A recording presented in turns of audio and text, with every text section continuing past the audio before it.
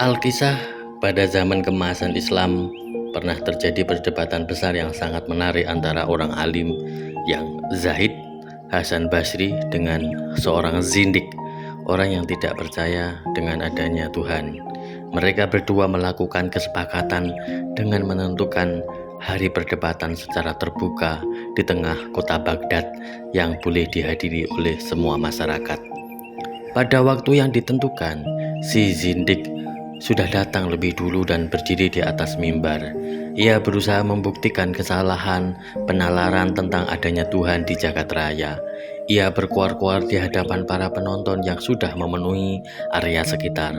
Tuhan tidak ada, semesta jagat raya ini berjalan dengan sendirinya.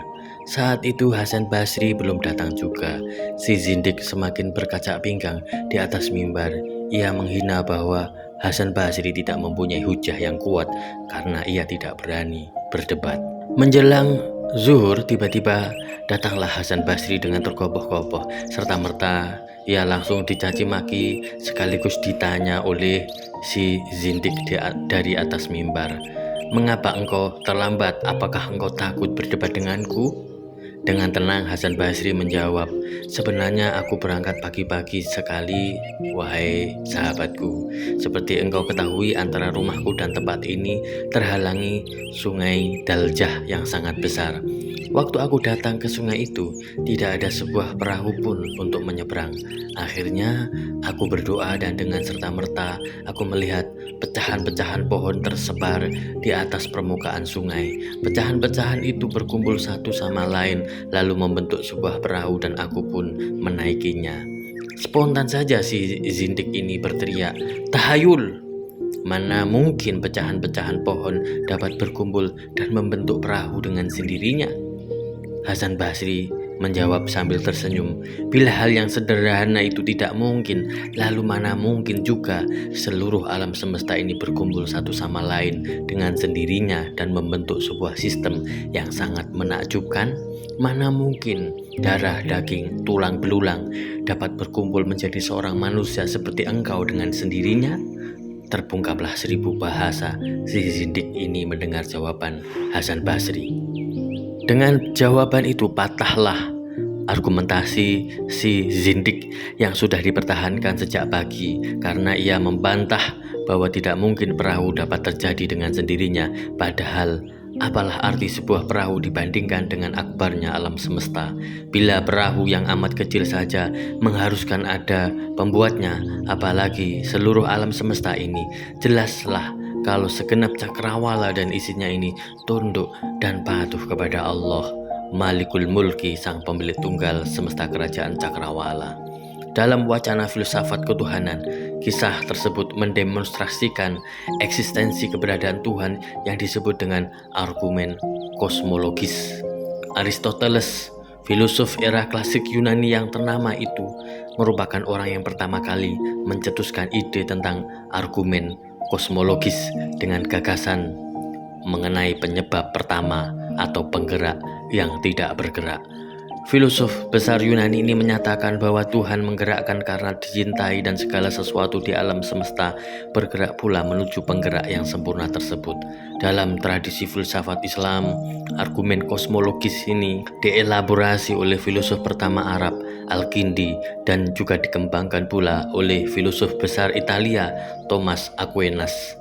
Ide sentral yang terkandung dalam argumentasi kosmologis adalah adanya rangkaian hukum sebab akibat pada alam semesta yang harus berakhir pada sebab pertama yang disebut Tuhan. Allah menggerakkan diri sendiri, sedangkan alam semesta mempunyai gerak yang diberikan kepadanya. Allah itu kekal, sedangkan alam semesta mempunyai awal dalam waktu. Allah itu aktual pada dirinya, sedangkan alam semesta berada dalam keadaan potensial yang diaktualkan pada momen tertentu dalam waktu. Allah tidak diubah, sedangkan alam semesta berada dalam suatu perubahan terus-menerus.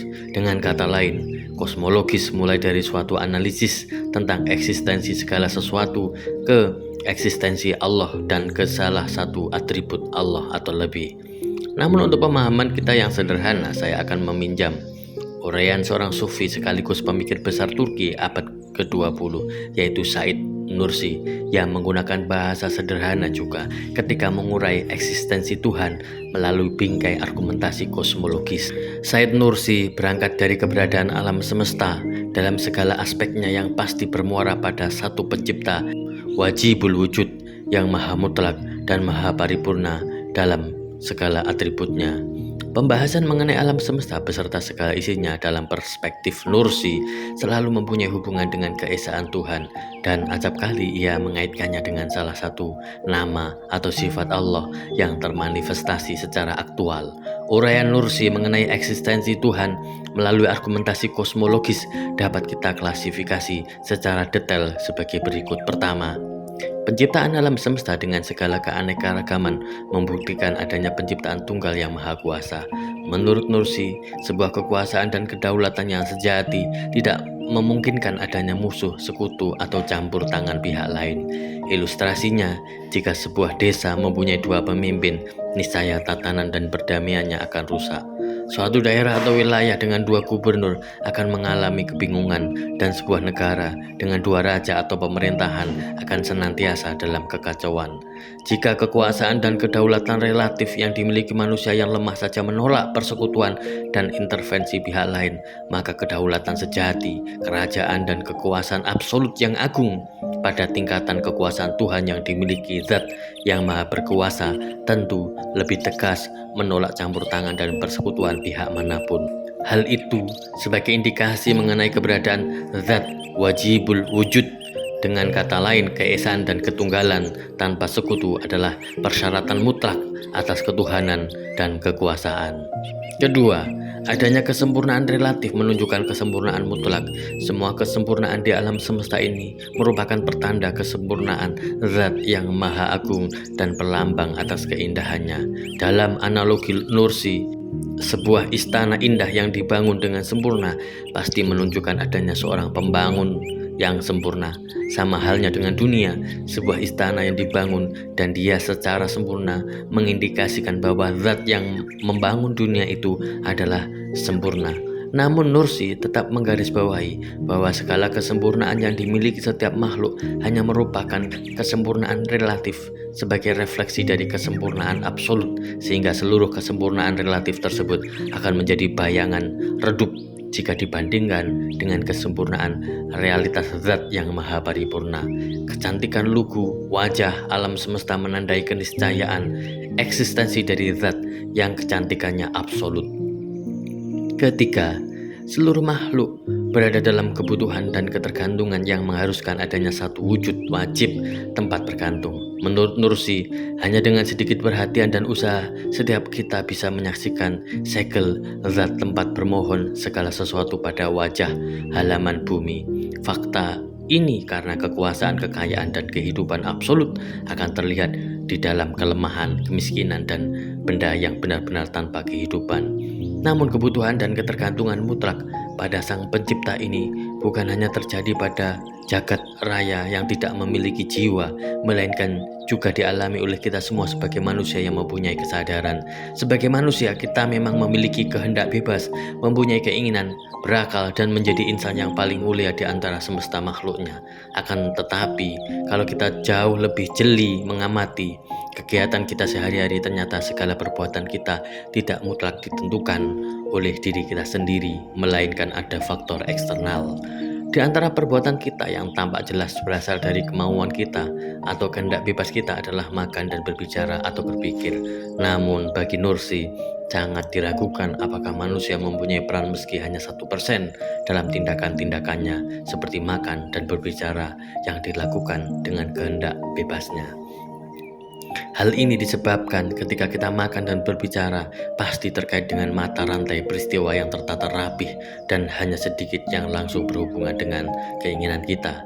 Misalnya di luar semua proses yang berkenaan dengan makan dan fungsinya sebagai nutrisi di dalam sel, maka hanya mengunyah makanlah yang tergantung pada kemauan kita. Rasa lapar, haus, dan selera makan adalah bersifat eksternal bagi kemauan kita, sebagaimana kerja independen tubuh.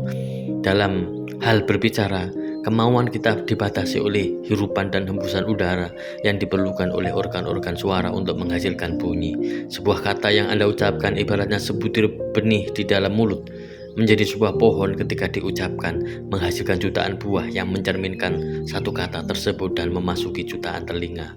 Melalui komparasi argumentasi tersebut, Nursi mengajukan sebuah pertanyaan retorik. Apabila manusia sebagai ciptaan yang paling cakap dan paling mulia, yang diperlengkapi dengan kesadaran kehendak bebasnya, namun kebebasannya hanya terbatas sampai derajat tersebut dalam tindakan-tindakannya, padahal manusia adalah makhluk yang paling bebas, maka andil apa yang dapat dilakukan oleh benda tak bernyawa dalam penciptaan dan cara kerja alam semesta? Dengan demikian, segala sesuatu di alam semesta, apakah besar atau kecil, semuanya mempunyai kebutuhan yang tiada habisnya dalam hal makanan dan keberlangsungan hidup mereka. Kebutuhan setiap sesuatu dipenuhi tepat pada waktunya dan dalam takaran yang tepat yang mereka perlukan untuk keberlangsungan kehidupan mereka. Pemenuhan kebutuhan tersebut mengindikasikan eksistensi Tuhan yang Maha Pemberi makan, Maha Pemberi rezeki, Maha Pemurah, Maha Penyayang, dan Maha Pengasih. Dalam konteks inilah, ketika Anda benar-benar merenungi, menghayati, merasakan, dan melihat dengan lensa rohaniah yang bertahta dalam lubuk jiwa Anda, kata Nursi, niscaya Anda akan menyaksikan asma Allah, As-Somad, Tuhan tempat bergantung pada setiap lembaran wajah alam semesta.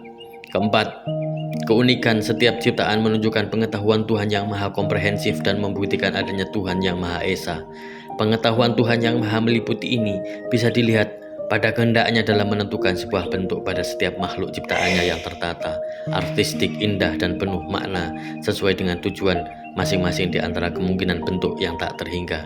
Dengan ketentuan tersebut, dia menampilkan setiap makhluk dalam keunikan, identitas, dan wujud mereka. Dalam telaah Nursi, sebuah demonstrasi keunikan tersebut ditunjukkan pada karyanya yang paling mulia, manusia. Secara spesifik, keunikan itu tampak pada setiap wajah manusia. Pada setiap wajah mungil manusia terlihat tanda-tanda yang membedakannya dari semua wajah lain sejak zaman Nabi Adam sampai hari ini, bahkan selamanya, walaupun substansinya mereka sama-sama manusia. Coba renungkan sejenak fakta yang begitu akrab dengan kehidupan kita. Sejak zaman purba, di mana Nabi Adam alaihissalam dan Siti Hawa bertahta dalam keindahan taman surgawi hingga hari ini, yang sudah berlalu jutaan tahun dan triliunan umat manusia hadir di pentas jagat raya ini. Namun belum pernah kita mendengar ada dua orang yang benar-benar sama persis dalam segala aspeknya. Tentu saja kita sering mendengar dan melihat dua orang yang lahir secara bersamaan serta memiliki wajah kembar. Namun kalau kita teliti lebih seksama, ternyata keduanya tidak sama persis. Terkadang nada suaranya berbeda, kesukaannya tidak sama, lirikan matanya berlainan, warna kulitnya berbeda, serta gejolak perasaan, pikiran, dan karakter jiwanya yang berbeda. Dan satu hal yang pasti, tanda sidik jarinya pasti tidak sama.